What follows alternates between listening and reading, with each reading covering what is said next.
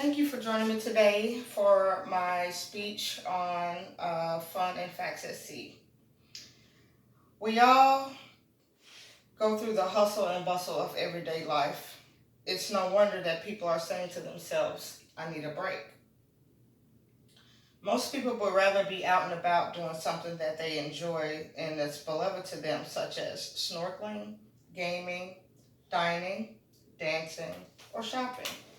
Can you think of something that incorporates all of the above? Cruises. Yeah. It wasn't until recently that I realized something.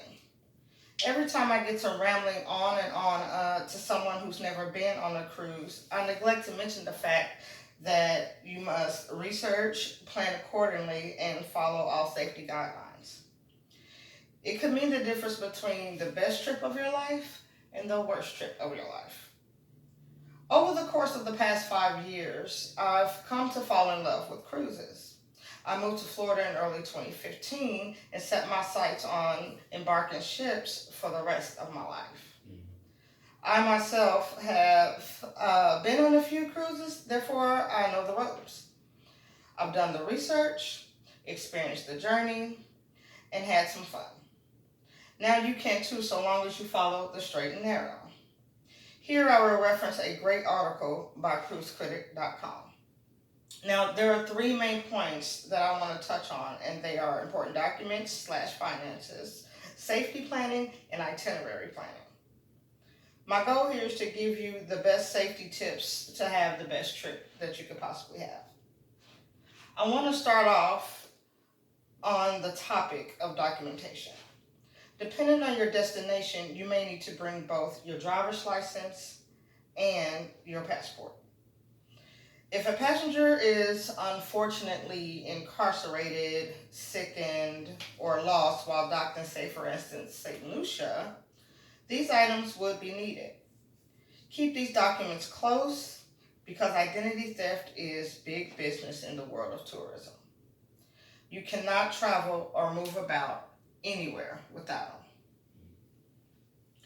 Now, touching on the subject of finances, keep as little cash on you as possible. Like with any vacation, you should keep your wallet close and secure. I'm going to touch on the different currency options available and what may work best for you. Depending on your destination, you will be able to use funds to your cruise card given to you on board, use your credit card, or even traveler's checks. I found the best way to go is the cruise card. It is the safest route because you can monitor your spending and without running the risk of losing cash. If you must carry cash, keep it to a minimum. Now, what's the max amount that you would bring on a cruise? About 200. 200? I would keep it about half that. Just load the rest on a cruise card or something. Okay, so next I want to talk to you about safety planning.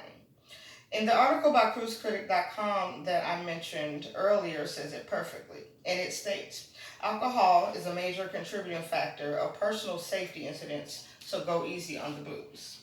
You want to have some fun, but at the same time be aware of your surroundings.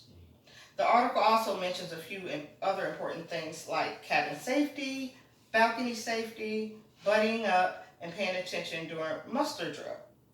It's sad but true that accidents and crime of the variant take place in this setting.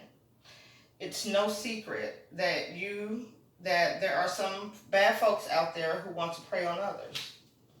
You just be certain to pay attention. Now, what is muster drill, you ask? Muster drill is basically orientation for all the passengers embarking the cruise. They'll discuss all different types of points of being ready for lifeboats in case of emergency, how to locate a physician if need be, or get a hold of the police if need be, things of that nature. Okay.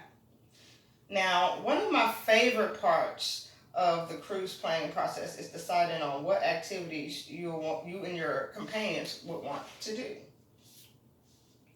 You can start by deciding when you call your chosen cruise line to to book the trip. With so many options, it can be hard to pick. I would suggest for everyone to choose at least 3 main activities to do together, and then choose a couple of things to do on your own. For example, as a group, you and your family can partake in fine dining, swimming, and professional photo sessions together.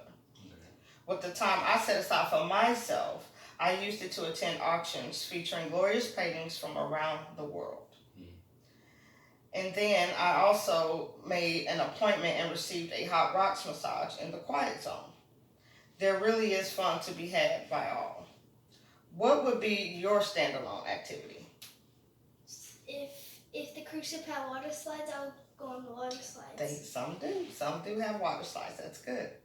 Now, cruise vacations can be the best when planned accordingly.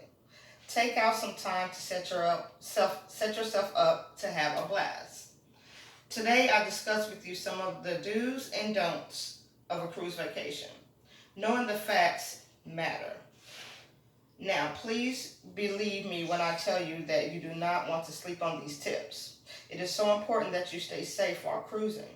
So in conclusion, I want you to think about planning a cruise vacation.